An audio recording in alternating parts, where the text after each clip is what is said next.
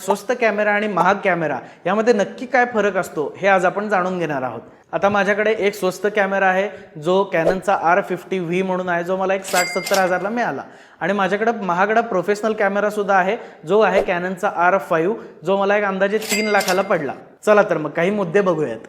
फरकाचा पहिला मुद्दा आहे सेन्सर साइजचा। स्वस्त कॅमेरामध्ये क्रॉप सेन्सर असतो आणि महाग कॅमेरामध्ये फुल फ्रेम सेन्सर असतो। आता अर्थातच फुल फ्रेम सेन्सर आकाराने मोठा असतो, त्यामुळे त्याची प्रोडक्शन कॉस्ट जास्त असते, म्हणून महागड्या कॅमेरामध्येच फुल फ्रेम सेन्सर आपल्याला बघायला मिळतो। फरकाचा दुसरा मुद्दा आहे मेगापिक्सल काउंट। स्वस्त कॅमेरामध्ये लहान सेन्सर असल्यामुळे 24 किंवा 30 मेगापिक्सल पर्यंत आपल्याला काउंट बघायला मिळतो, पण तेच महागड्या कॅमेरामध्ये सेन्सर मोठा असल्यामुळे 45 मेगापिक्सल, 50 मेगापिक्सल, 66 मेगापिक्सल असा मोठा काउंट बघायला मिळतो। आणि मेगापिक्सल काउंट मोठा असेल तर जास्त डिटेल्स आपल्याला कॅप्चर करता येतात। फरकाचा तिसरा मुद्दा आहे हाय FPS शूटिंग।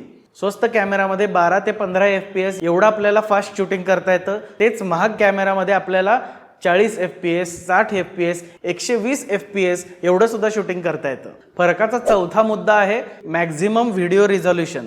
आता स्वस्त कॅमेरामध्ये सुद्धा आजकाल 4K रिझोल्यूशनचा 60 FPS चा व्हिडिओ सुद्धा आपल्याला शूट करता येतो, पण महाग कॅमेरामध्ये 4K रिझोल्यूशनच आपल्याला 120 FPS पर्यंत सुद्धा शूट करता येतं। माझ्या प्रोफेशनल कॅमेरामध्ये तर 8K रिझोल्यूशनचा सुद्धा व्हिडिओ शूट करता येतो। फरकाचा पाचवा मुद्दा म्हणजे उपलब्ध असलेले सेटिंग। स्वस्त कॅमेऱ्यामध्ये अर्थातच त्याचे प्राइस कमी ठेवण्यासाठी अगदी मोजकीच सेटिंग दिलेले असतात, जेणेकरून त्याच्या हार्डवेअर आणि सॉफ्टवेअरमध्ये जास्त खर्च होऊ नये।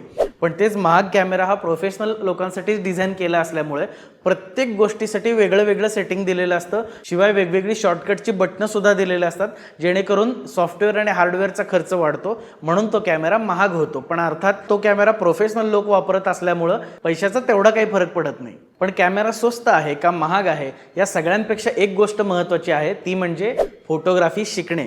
आणि अगदी बेसिक पासून फोटोग्राफी शिकवण्यासाठीच हे आपलं चॅनल आहे, त्यामुळे चॅनलला सबस्क्राइब करायला विसरू नका। जय श्री पिक्सल प्रसन्न।